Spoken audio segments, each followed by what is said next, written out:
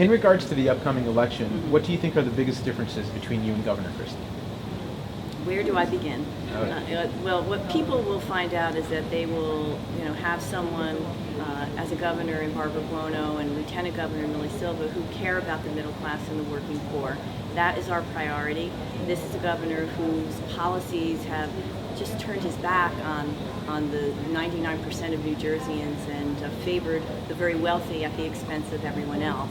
And so they will know that Barbara Buono and Millie Silva are people that will have their back, will go to bat for them. And that's because, Millie and I understand the struggles people are experiencing because we've lived them. My dad was an immigrant.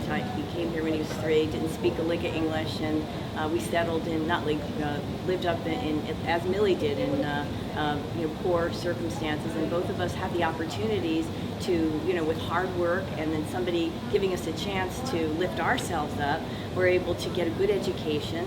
And we wouldn't be here without those opportunities that New Jersey gave for us. And really, that's what it's all about. For me, it's about creating the opportunities that I had growing up.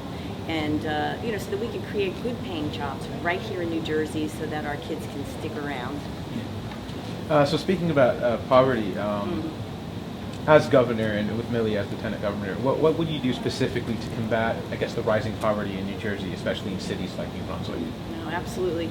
As we know, New Jersey has the highest unemployment in the region. When I say the region, not just New York, Pennsylvania, Connecticut, Delaware.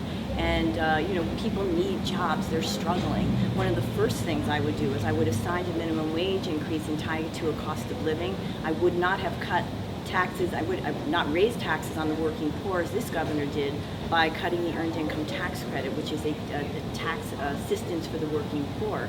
I would create jobs in New Jersey. I'd have a real economic plan that focused on investing in our workers of today, and by retraining them for the jobs that are in demand, the good paying jobs, the new highly skilled jobs, and on the workers of tomorrow, our students. I'd invest in higher education. I would invest in K through 12 to make sure that our students not just have those skills that they needed once they graduated high school, because as you know, everybody doesn't have to go to college, but also make sure that our colleges have the resources to give our kids the training they need, and also to keep tuition affordable. When I went to Montclair State and Rutgers Law School, I couldn't have done it if tuition was outpaced the people's wages as it does today, and I still couldn't do it.